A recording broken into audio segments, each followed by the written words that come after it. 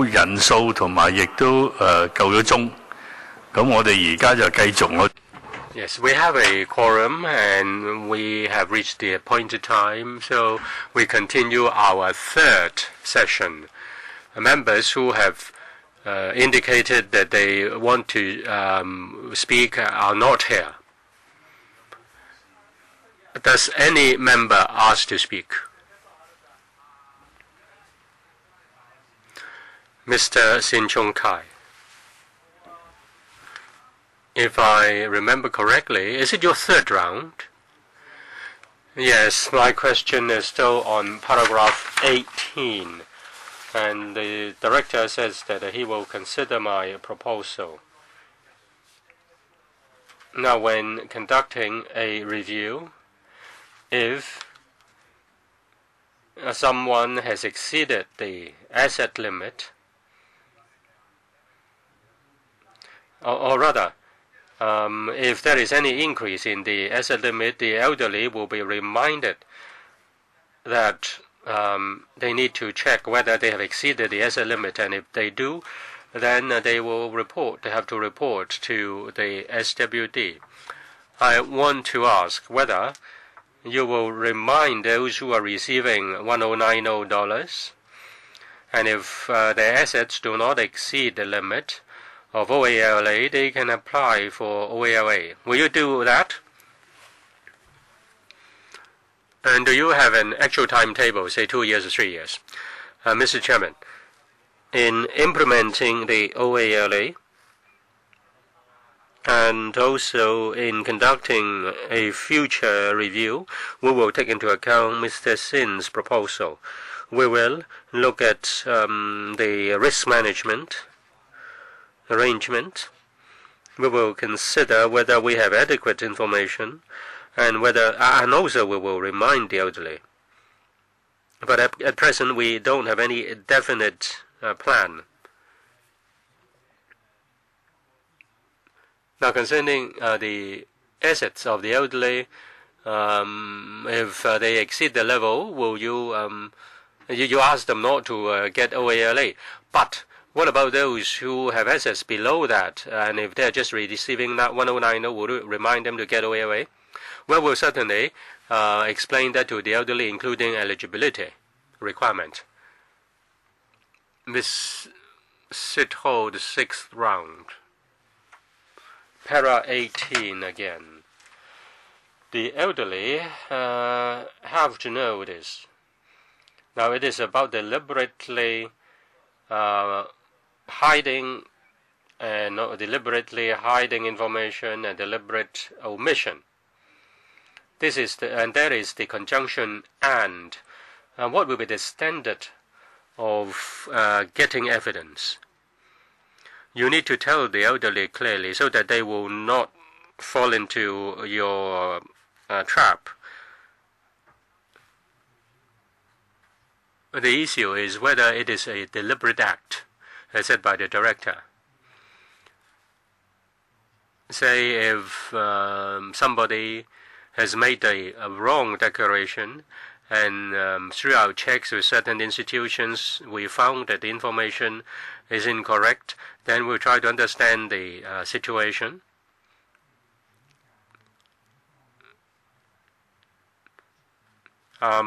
Whether we refer the case to the police depends very much on whether the act is deliberate. And if it is deliberate, it may breach the law. Mr. Fernando Chang, you have 1 minute, your 10th round. Now, as for the elderly, if they have assets, whether if he has a property and he is living in it, even if the price is more, the value is more than $10 million, and he has a child who pays him $100,000 per month, he is still eligible. But if an elderly who is just washing dishes, he is making about $8,000 per month, and he may have to pay rent to the tune of $3,000, he is still not eligible. I want to ask the Secretary, for those elderly people who have to pay rent, will you further relax the requirement so that these elderly people who are actually poor can be benefited by this $2,200. The director. Now first on the income limit and asset limit, they can take care of the elderly who are in need. As for exemption of assets, exemption of property, this is to take into account the situation of the elderly. Under CSSA, the owner-occupier of a property is also exempted for an elderly applicant. Mr. Ho, same on paragraph 18. It said that there will be a sample checking mechanism, and the checking is about 3%. Now, it is said that the department will regularly confirm or check the information with other government departments and institutions. What are they? Mr. Director, we will check with other institutions and departments on the information, and the departments may include the following. Say, for example, whether the applicant owns a property. We'll check with the registry. And we'll also check with the immigration department and other departments to obtain information. We'll check whether the elderly has property which has not been declared. Mr. Leung Kwok Hong, you are 12 round, 1 minute. Mr. President, on page 3 of the paper, the administration says that during the grace period, even if the asset and income exceed limits, the money will not be recovered from the elderly. If somebody blow the whistle, say, I tip off the administration against somebody, will you check on that person? Now, concerning the auto conversion arrangement, we've provided the reasons. Now, the elderly in the past has made a declaration in the past, and therefore there is the auto conversion. In the interim, if there is any change in economic situation, it will not affect their OALA payments. But if there is a report, say an elderly receiving OAA,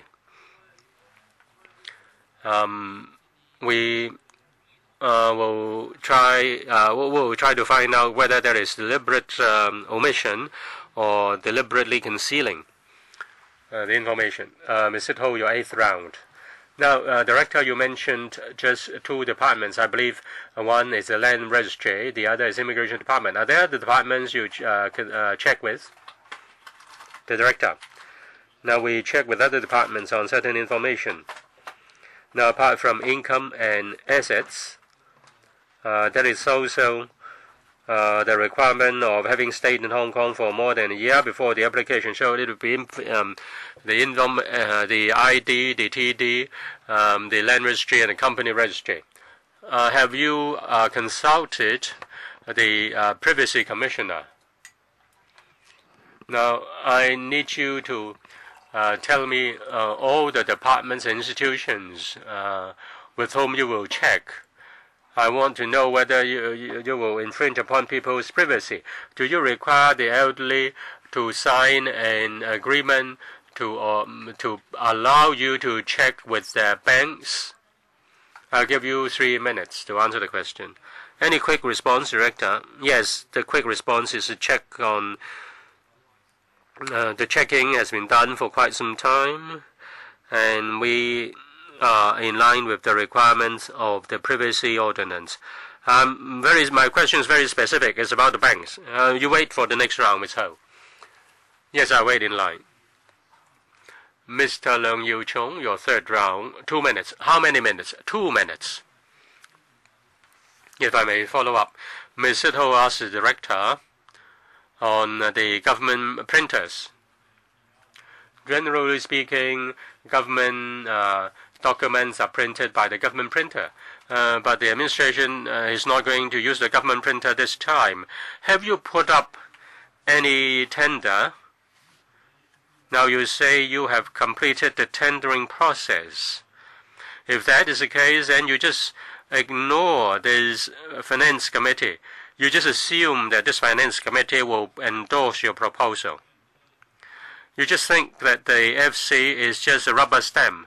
Let him answer your question. You're repeating yourself. Well, Mr. Chairman, can you allow me to finish? You're just repeating. You think I'm repeating, but I'm not. I want to ask the Secretary. Is it just a special treatment for a special case? If that's the case, then you have to put it on record. If everything is a special case and everything is dealt with in a special manner, and then what do you mean by special case? Have you conducted any tendering exercise on this? Now, we are now printing. Now, the contractor has to check information with the computer section of the SWD. We have to get an institution which is not the Treasury. And we need to comply with existing rules in our advance preparation. If the FC doesn't give the approval, the contract will not be awarded and cannot be awarded. This is only a preparatory work. So every element is linked. Next, Mr. Chen Chi-chun, the 6th round, 1 minute. My question is on asset transfer. Paragraph 10. In making a declaration, the income and asset must not exceed the limit in order to be eligible. What do you mean by at the time of declaration? If I give away my assets first and then make the declaration and then I get the money back next week, will that be okay? And there is also the policy risk. If there is any omission or concealing, is it? Can you teach the elderly how to avoid any risk or being cheated? With regard to OAA, in making a declaration, the elderly has to comply with the income and asset requirement at the time of declaration. He has to declare the truth. He has not answered my question on the definition of at the time of declaration. Your time is up. You have to wait for next round. Mr. Fernando Zhang, your 11th round. Thank you, Chairman. I just want to clarify this. With regard to asset transfer, I made the asset transfer today. I purchased the insurance cover.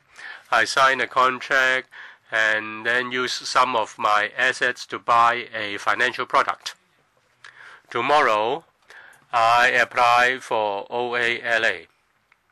Is it in line with the eligibility requirement?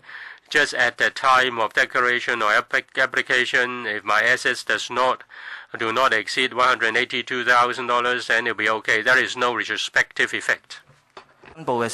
Chairman, I stated in the paper, at the time of application, your asset and income must not exceed the limits. I have 8 motions with regard to 37A, and I'd like to move those motions. So can I ask the Secretariat to print them out for your information first? Next, Lee Cheuk-yan, 11th round. All right. I am still very concerned. That is, in the future, it will definitely come up, and it's been reported by the press already. All right, for banks and also insurance agents, they will be touting for business with the elders.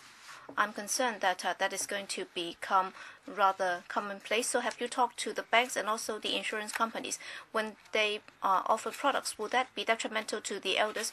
All right, you're actually rather lax in terms of your monitoring, because you think that for contracts that have been awarded, they would be able to understand the content, but then there might be elders who might have passed away, and as a result of the payment of or for those insurance coverages, but then that would be done in the form of insurance premium. Initially, you might be getting less, but then as time goes by, you'll be getting more annuity. But then if you just put in a lump sum, then they might be giving you more. So have you considered those products? Director, with regard to such concerns, we will talk to the relevant policy bureaus and also regulatory authorities. We will pass those or convey those concerns to them. Next, Mr. Leung Kwok Hong asking in the 13th round. 1 minute. All right, he has not been able to address the point. All right, if there is a tip-off. All right, of course, he will not be eligible for the OALA, but then will he be held liable? Mr. Leung Kwok Hong, can you speak closer to the microphone? Para 18, you talk about, you said that well, the elders might be committing or might be breaking the law. All right, there might be this grace period, and then he gets the allowance, but then there is a tipping off. It's like me being tipped off. Some say that I'm living in public rental housing and I'm very well off. So will he be held liable? Will he have to go to prison or go to jail? All right, under the auto conversion arrangement, for those who are eligible, they have been on OAA before, and therefore they have already gone through the means test. That's why under these circumstances, we have a reasonable assumption. That is we will deem them to be eligible. That's why they are eligible for the auto conversion. And they will have to give us a reply, and then we will take them out from the scheme. But if there is some tipping off by others, then we will have to look at the circumstances before we can decide what action is required. Yes, Mr. Leung Yu Chong, 4 minutes. All right, with regard to the tendering exercise, you said that that would be in line with the normal practice. So I'd like to know if that has been done as a common practice, because you would be doing the tendering before coming to this council. Would that still be in line with your established practice? All right, if there is a delay in passing this motion or passing this proposal, then would that have any impact on the tendering? For example, the quotation and so on. Director, number one, with regard to the advance preparation, that's to facilitate the implementation of the plan with approval from this FC. And for the advance preparation, that would be in line with the procurement practice of the administration. And also, we will have to wait until after the FC has given its approval before the contract can be awarded. Before the approval is given by the FC, we will not be able to do anything. So only after FC's approval is given, we will have to talk to the contractor to see if he's able to act in accordance with the timeline, because in accordance with our original schedule, there is already a lag behind. So as regards the actual implication, I'm not able to be very specific in my reply to you, and therefore if there is any further delay to the approval, then with regard to the actual commencement data, there would be some impacts. But then what about the effective data? So what about the validity of the bid? Would that be invalidated? Well, it's for the contractor himself in undertaking the job. The schedule would already be different from the original plan, and therefore there might be other work procedures and other arrangements resulting in the fact that the contractor might not be able to comply with the requirement. We don't know. Until such time when approval is given, we will not be able to tell.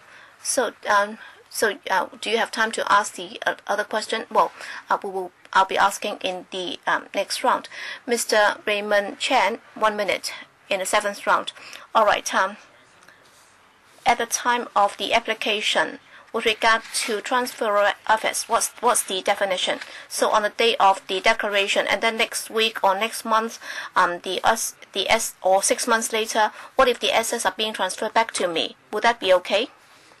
Well, when we look at the case, we would be looking at the asset and income situation at the time of the declaration, whether or not what he declares is the same as what he owns. If afterwards he has any increase in his assets, so much so that he might have exceeded the limits, then he would also have to declare accordingly. But then with regard to the grace period and also the exemption period of 24 months, if his financial position changes, then that will not be affected. So how long will the grace period be? What if I win a Mark 6 tomorrow, would that affect my assets? Well, within 24 months of the commencement of this scheme, that would be the grace period with regard to those who are eligible under the auto conversion system. Well, during that period of time, if there is any change to the financial position, their status will not be affected. All right, I'll be asking again next time. Mr. Leung Yiu Chung in the 5th round, 1 minute. Chairman, I'd like to follow up on my earlier point because according to the director, that's done in accordance with the existing practice. So I'd like to know if it's done rather routinely, or is it that there is some exception, it's an exception rather than the norm? Because we may not give you our approval, right? So is it that you would be making the advanced preparation in most of the cases? Is that a norm? Would you be doing the pre-tendering most of the time? So how would you decide whether or not you would go ahead with the pre-tendering or what? Director? All right, if there is an initiative that has to be taken or adopted, we will have to consider the implementation timetable and schedule. We will have to consider all the factors and circumstances. There might be a strong demand from the community, and also in terms of our plan, we might plan to implement it according to certain schedule. Are there any precedents in the past? Yes. How many such precedents are there? I do not have the information with me. Can you provide the information to us next time? Yes, Ms. Chair. All right, under the government's procurement policy, we do allow departments to do so when necessary, so that before the funding approval is given, then they can also make some advance preparation. For example, tendering, they can do some pre-tendering, but then the most important gatekeeping measure is that before approval is given, they are not allowed to sign the contract, because we do not want to constitute a situation whereby a commitment has already been made before funding approval is made by this council. In terms of works projects and also non-works related procurement, that would be the case. So is that a very common practice? Yes. Mr. Lam Kwok Hong, 1 minute, 14th round. I don't think he has answered the question. All right, of course, this person has already made a declaration in the past, and therefore you have exempted him on this occasion. But then, as time goes by, what if he has exceeded the limits? All right, you might say that he has cheated before, and therefore I'm going to arrest him. But then, you said that you may arrest or you may not catch people. So what is going to happen? All right, what if there is a whistleblower saying that this guy has a lot of money? So after investigation, are you going to prosecute him or are you not? Because you just talk about the exceedance of the limits. So watch him, because you're actually encouraging people or providing incentive for people to cheat. All right, for the 24 months grace period, under the auto conversion arrangement, well, for the elders themselves, we will deem them to be eligible for the OALA unless he stated in his reply that he's not eligible. All right, if there is a tipping off or whistleblowing in certain cases, we will have to look at the circumstances and also the circumstances of the case before I can give you a definitive answer, and therefore I'm not in a position to answer your question here and now. All right, I'll queue up again. Ms. Sito, 9th round, 1 minute. Just now, the director has already answered part of it. It's about the other relevant departments which will be involved. All right, you have to check with them to see if there has been any cover-up. All right, if he has been chosen for review, then in terms of the declaration scope, would that be the same as those are for CSSA cases? In order to help the elders to understand all the procedures, then in the first letter that you issue to them, you should have set out all those requirements. Indeed, you should have given all the details to the FC next time, so that the entire community will know. By simple declaration, actually it depends on your luck. You might be chosen, and if you're chosen, then the so-called checking procedures would not be as simple as you might have thought, so that some elders might have taken chance, and as a result, they might have stepped into the trap. All right, Leung Kwok Hong, 15th round. I don't think he has answered my question at all, because in para 18, you talk about deliberate cover-up. Obviously, that's deliberate cover-up, because the administration says that within the the 2-year period, you're not going to investigate. All right, he might know very well that he has exceeded the limit, but then he would only be caught if he has been tipped off. Is that what you meant? Because you're not going to investigate within a 2-year period, and where there is a tipping off, then he would have exceeded the limit. All right, you've asked this question 4 or 5 times, but then you have insisted, you insist that he has not answered the question. All right, I'll ask the administration to answer your question again for the last time. So do you accept that? Whether or not you accept his answer is another thing. But then I'll ask the director to answer your question again. Director? In para 15A, we talk about the auto-conversion arrangement, and there we explain the situation and what the elders need to do, and also the arrangements that will be put in place to do that. And if there should be reporting by others, we would look at the circumstances of the case, and also under the random check mechanism, if we have encountered deliberate cover-up or omission cases, and we will also be following up on those cases. Mr. Raymond Chan, 1 minute, 8th round.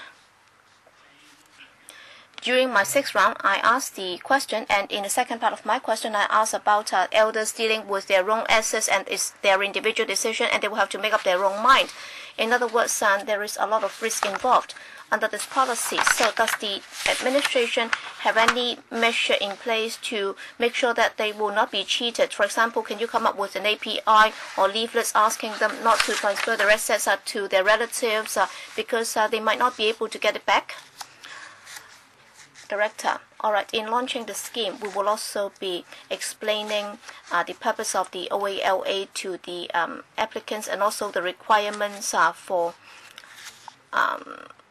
applying for this, and also for NGOs reaching out to the elders. They will also be talking and explaining this to the elders, and we will also be approaching the NGOs, hoping that they would also help us in explaining the scheme to the elders so that they would understand the purpose better, and they will also know how to meet the eligibility criteria. Ms. Ho, 1 minute, 10th round. I'd like to get some concrete reply. Director, can you disclose as soon as possible once an elder is chosen for review or random check, what he will have to do? You will have to tell them right away, because in the paper submitted to the FC, para 15D, actually you also mentioned this, that is from the 3rd year of implementation onwards, OALA recipients will be subject to review. So by review, what procedures would entail? Because you've been telling the elders that, all right, it's very simple, the procedures are very simple, you don't have to worry about it. But then other details have not been given here. So you will have to tell us what those details are, or else for those who have taken the initiative to declare, then you will be asking for a refund from them. So I'll be giving you the entire minute to answer. All right, every time you spend up to the entire minute. But then it so happens that nobody is in the queue. So, Director, you can answer the question directly. Director? All right, Concerning the sample checking and review, we look at the content of declaration. We try to get documents, relevant documents from the elderly, and if we have any suspicion, we'll try to follow up. Whether it is in terms of social security or normal OAA, we are doing that already.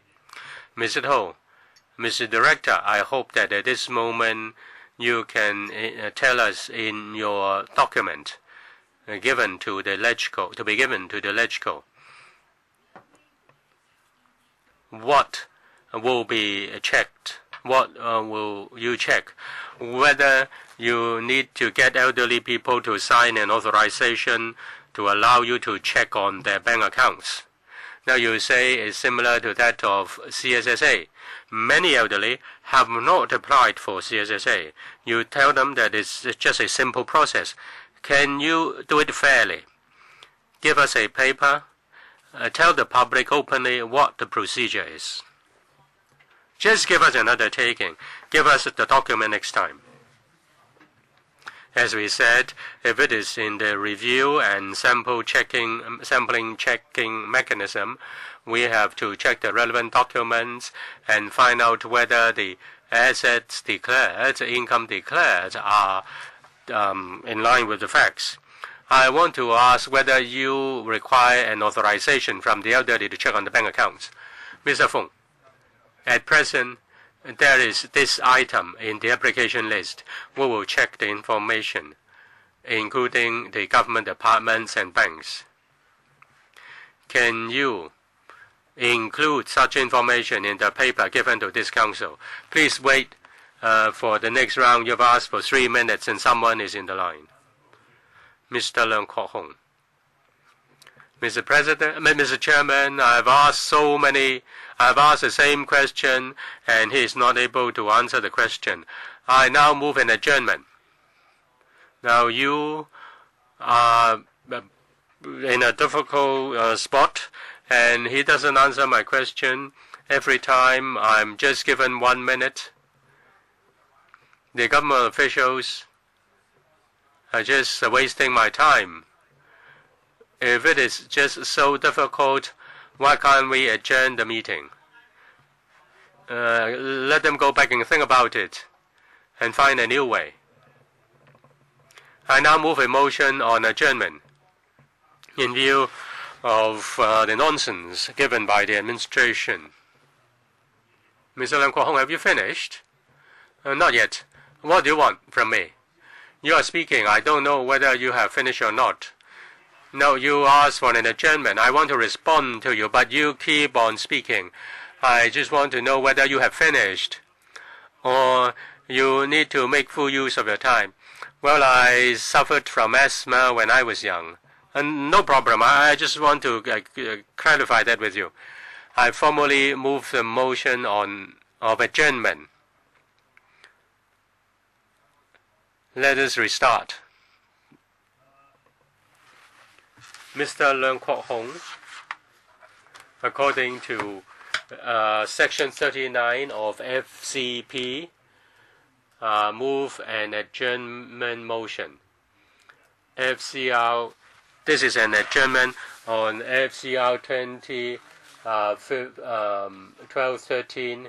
According to FCP 39, members may speak on this motion but may not speak for one more time, and the time may not exceed any time limit set by the committee. Because of the time constraint, I suggest each member will not speak for more than 3 minutes. And members who would like to speak, please press the request to speak button or a show of hands, please. 3 minutes each. Does any member wish to speak? If not, then I will put the proposal to the vote. Mr. Lee Chao-yan. Mr. Leung Kwok Hong moves an adjournment motion. It is to give room to the administration to reconsider the issue of means test. We are worried about several things. The means test will put elderly people in a quandary. Some may be 70, some may be 80 years old. And if they have an omission, they have made the wrong declaration, then they will have criminal liability. Why put people on the spot? Why put old people on the spot? The second question problem is the transfer of assets. In future, there will be many people teaching elderly how to get around the asset that the means test. There will be a lot of insurance products. If you buy gold ornaments for personal use, it will be excluded. And then Chow Tai Fook, Chow Sang Sang will be very happy because elderly people will flock to buy gold ornaments from them.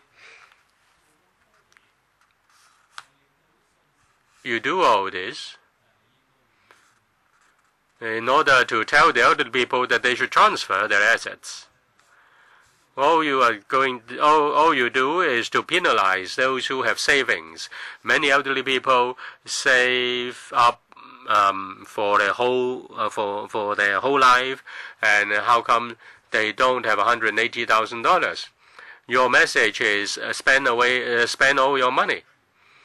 But you say this, of the three pillars, one is savings. Now the MPF is a kind of forced saving, but the saving is just to save the government's money.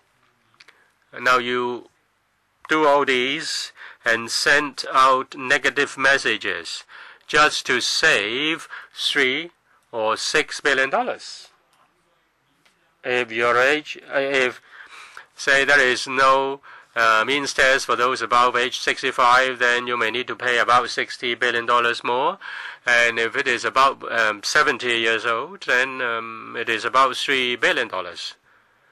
And if after 5 years there will be universal retirement protection, then why can't you give people dignity and receive their $2,200? Will the administration reconsider its position on means test? Mr. Leung Kwok Hong. Mr. Chairman, I move the motion on adjournment because I hope the administration to think hard on this. I asked a lot of questions, and they are meaningful ones. I want to ask Mr. Matthew Cheung, the SLW, whether he has considered universal retirement protection. The proposal is that the administration put up $50 billion, increase profits tax by 1%, reform the MPFS, and then take out half of that. And then there will be people will get $3,000. Now, if you say if this is $2,200 according to your table, well, it's really scary. But 2041. Why don't you say 2047? There will not be any more one country, two systems. Now, if you fork out $50 billion, increase profits tax by 1%, it will be sustainable. Are you trying to cheat us? Now, your argument shows that you don't have enough money. Why don't you listen to us? Why are you so stubborn? Now you say you implement the platform of the CE. Therefore, it is 2200. I hope CY Leung will listen to people's views. If you adopt our scheme in 2017, then you don't need to worry about it because every year you just give out $3 billion. And we have $2,400 billion. And we can at least make use of $616 billion. We need to let the elderly people understand the issue. We threw things at you. What do you mean by financial discipline? Well, you just withdrew. You just gave in when Greedy Zhang was the CE. In fact, you have the money, and you're just lying. Many elderly people who are not eligible may blow the whistle on other elderly people who receive OALA, and there will be elderly people who will kill themselves because of that. Ms. Emily Lau. Thank you, Mr. Chairman. I think the administration is really dishonorable. Every time when it wants to give out money, it is criticized seriously. Now this one is the same. Last year, the $6,000 gave the whole community an uproar. A few years ago, the kindergarten education voucher system was a mess, and people encircled this council. The administration need to reflect hard on this. the administration should give ample time to the Council to discuss the matter. We had yet to complete the election process, yet we were asked to come back to this Council and discuss the proposal. We need to ask questions and get answers. Mr. Chairman, you should allow members to ask questions and get answers. And many members know that the administration is not going to answer certain questions. The administration is just repeating the line to take. But at least, Mr. Chairman, you should give members the time to ask questions. And after we've exhausted all the questions, then the Democratic Party hopes that the proposal can be processed or dealt with.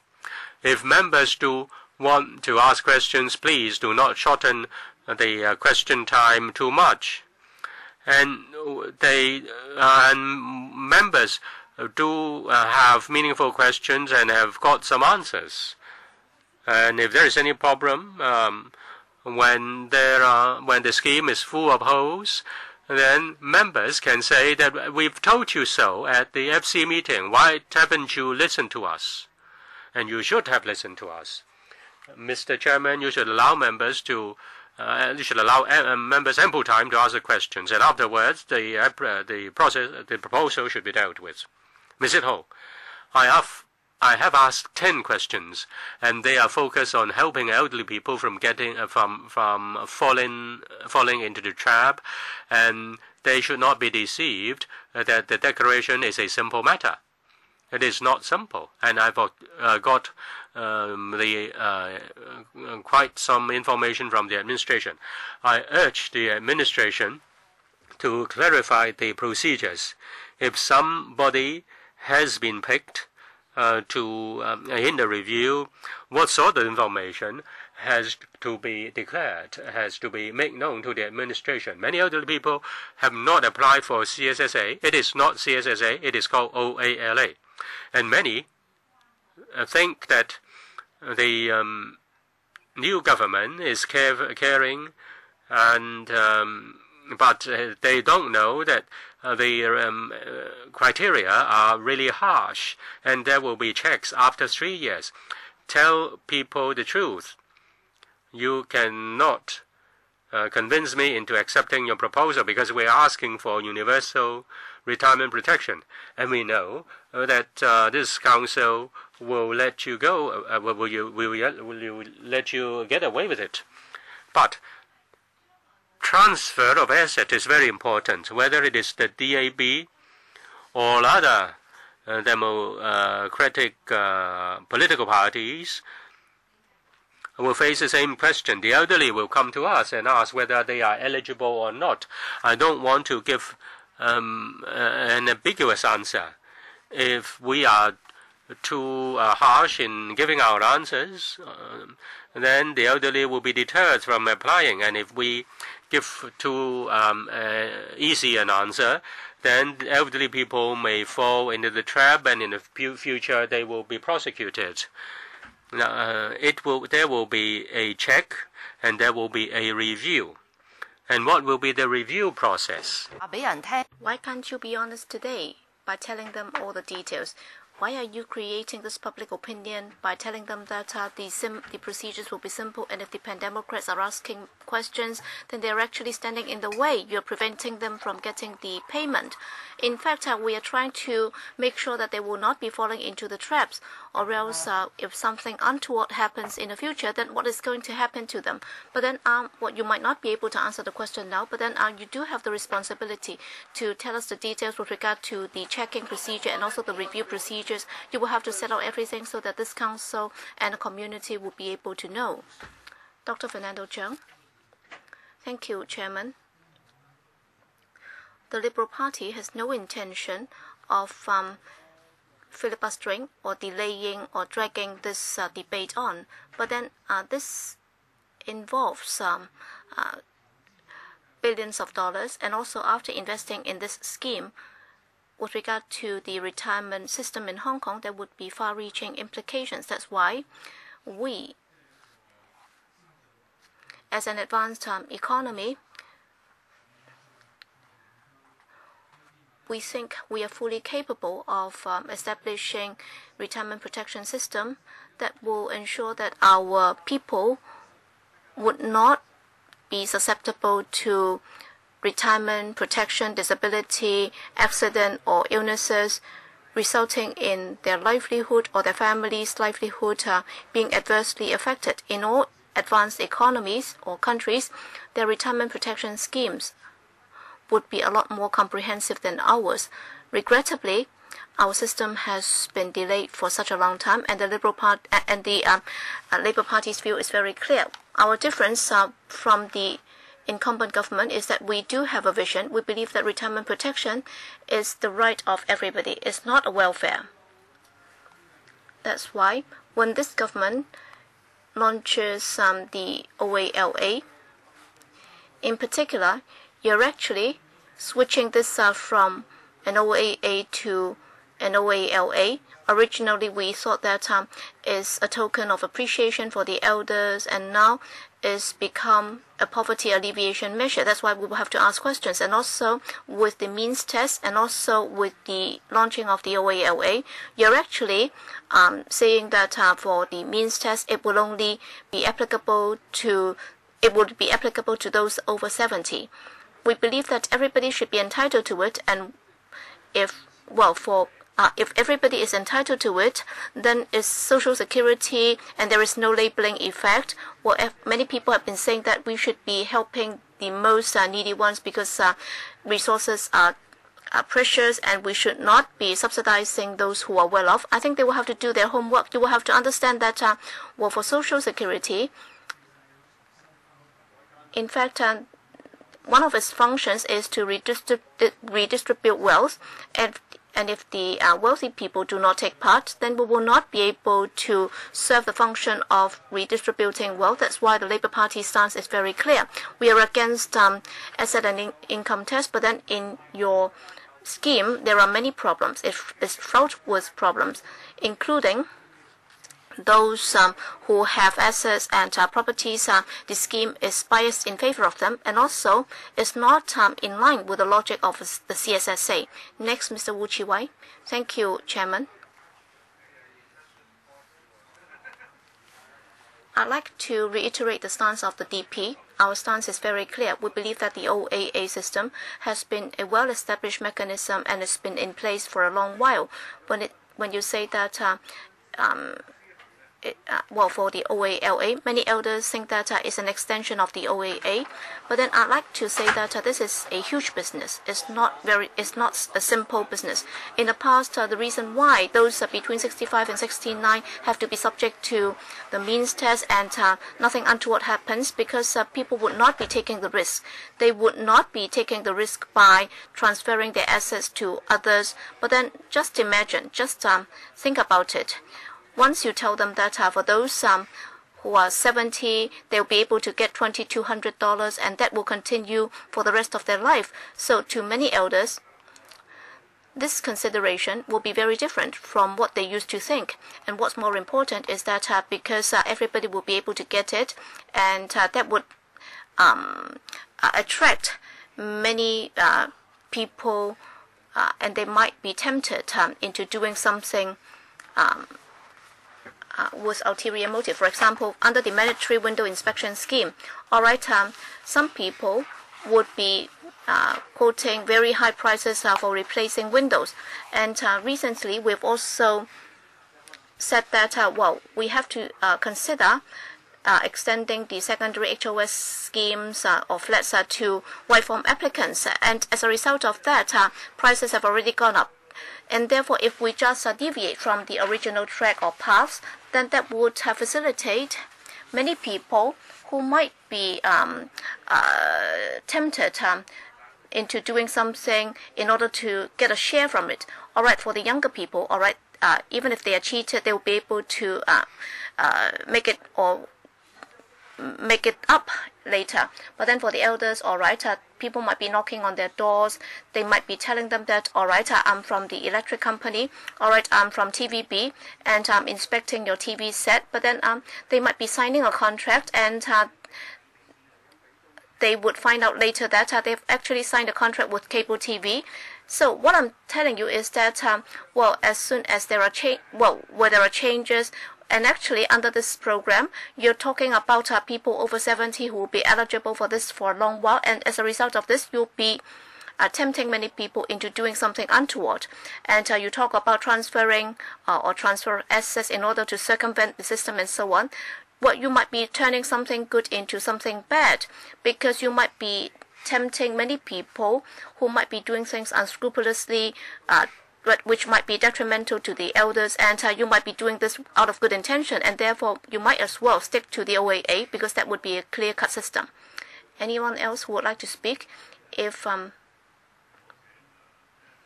all right, Bureau Director.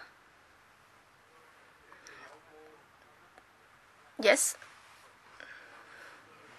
Mr. Lang Yu-chong, would you like to? You want to speak? Yes. Chairman, some members said that the OALA should be subject to asset and income test. That's because the administration has defined it as a poverty alleviation measure. Yes, indeed, that's true. If it's a poverty alleviation measure, you will have to define if somebody is poor, then he'll be eligible. If he's not poor, then of course there is no reason why you should be subsidizing him, and therefore the logic is right. But then what is regrettable is when we discuss the issue today, all along we have been asking, or we have been suggesting that it should not be a poverty alleviation measure, it's a retirement protection measure, because before launching this initiative, the administration has been talking to us about this. There is a serious problem. That is, we have an aging population. How are we going to resolve this problem of an aging population? And what it's been telling us is by 2033, 1 out of 4 will be an elder. And the replacement rate has been coming down, and there will be fewer young people in a community, and they have yet to resolve this problem. And they've been telling us that we will have to face up to this problem squarely. All right, when we try to face the problem squarely, we tell them that we will have to find ways to resolve this problem. That's why we've been talking about the universal protection system, or universal retirement protection, but then the administration has been distorting it, because since the last term of government, they've been dragging their feet. Alright, the CPU said that it would be conducting studies on URP, and then it has taken many years, and there are many reports, and they have not disclosed those reports. So they've been dragging their feet, and as a result, the situation is worsening. So all we are trying to do is we will have to look at it comprehensively. We should not be short-sighted, because if we allow this to continue with an aging population, and if the replacement rate is low, then how are we going to resolve this problem of retirement in the long run? And the Bureau Director would say that, the OALA, which you call as a poverty alleviation measure, is not going to resolve this long-term problem. That's why, we are saying that you should take it as an interim measure. It's a transition, and then we can move towards universal retirement protection. So that's what we expect you to do. So that is an honest and frank statement, and we'd like to discuss it with you. But then when the chief executive was elected, he said that he would like to launch this scheme. And there is no room for discussion. There is no room for us to exchange views with him. And he just wants to rush it through this council with no change whatsoever. Why does he have to adopt this approach? We are not trying to get any credit for that. So why can't we spend time to sort things out? Why do we have to rush this through this council? Why are we pitch against the elders in the community?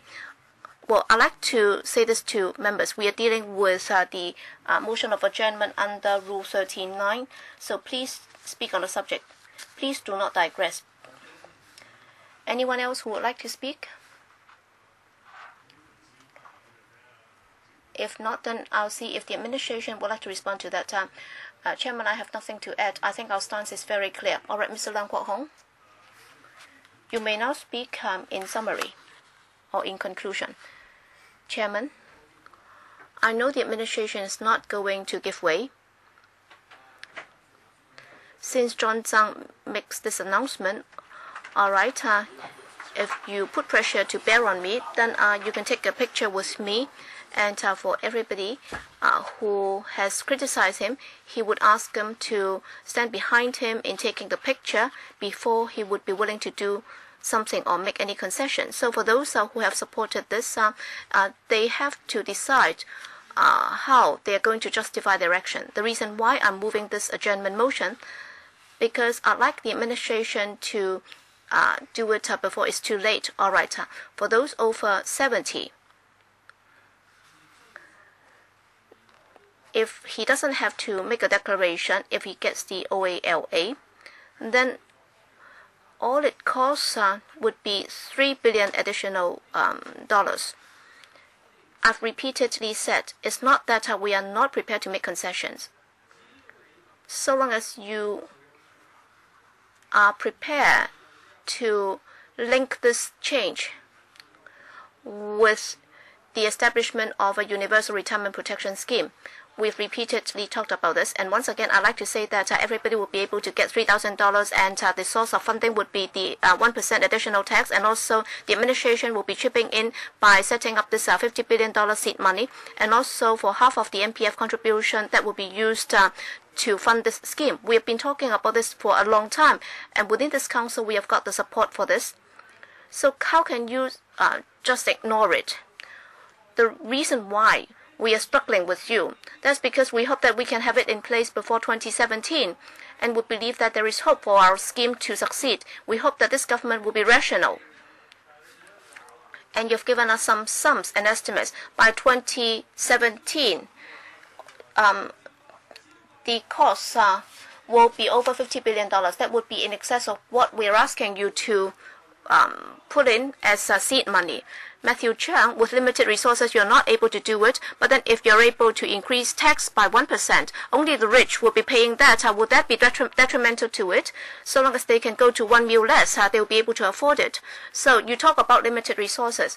You're suggesting that within the EXCO, and also the RED consortium supported by the liaison office, they are against increasing tax in order to fund the elders, and they are against redistributing wealth. That's the reason why I'm filibustering. Elders, please note this. This government is cold-blooded. Well, all we are asking for is an increase of tax by 1%, and still is not willing to do it. All right? I'll be putting this to the vote, that this committee decides to adjourn FCL bracket 2012 to 1354's discussion. Will those in favor please raise their hands? Those against, please raise their hands.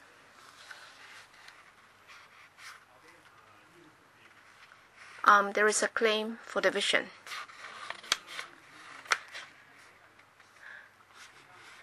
Okay, we'll have a division. The bell will be rung for 5 minutes.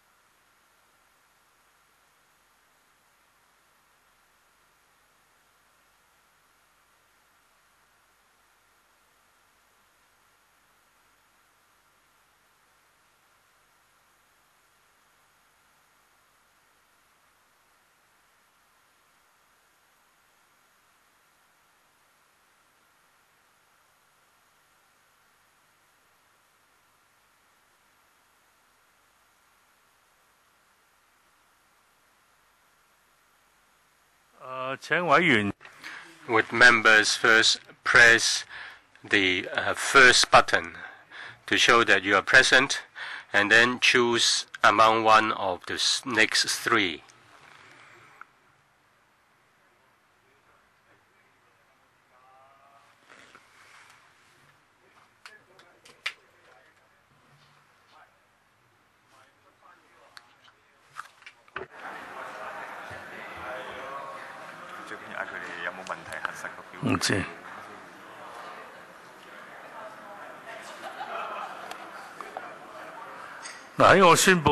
Before I declare the results, would members check your vote? Do you have any query? If not, then the voting is closed. Please look at the results. 58 present, 13 for, 41 against, 3 abstentions.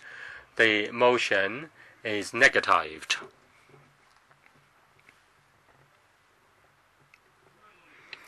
We go back to the discussion on the topic. No member has asked to speak. Yes, please press the button to show that you asked to speak. Ms. Sito, please speak into the microphone. In fact, I want to speak. I see your hand. Would you please press the button so that we can start again?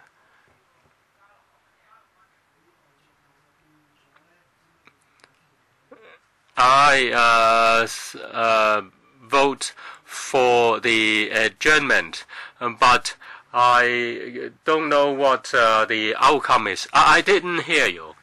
I didn't hear you. What was your question, Mr. Chan? Now, Mr. Chairman, let me put it clearly to you. I voted for the adjournment motion, but the panel in front of me flashed, and then it became abstention, an abstention.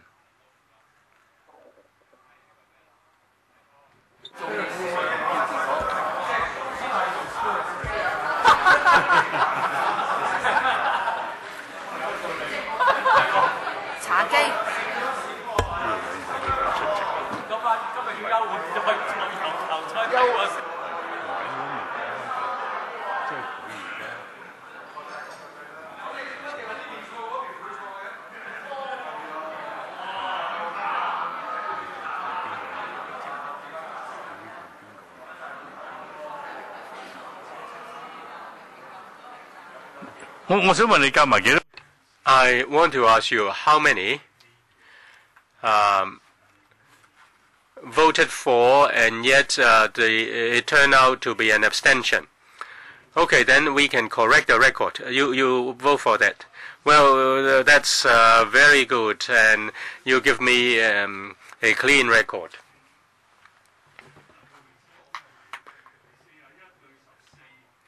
The result is 41 to 14 and 2 abstentions. Just a minute. Just a minute, members.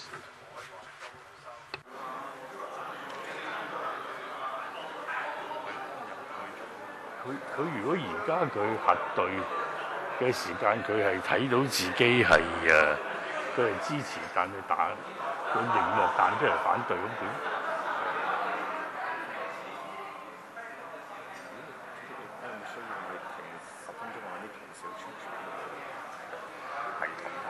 好啦，我哋休會10。All right, with a break of 10 minutes.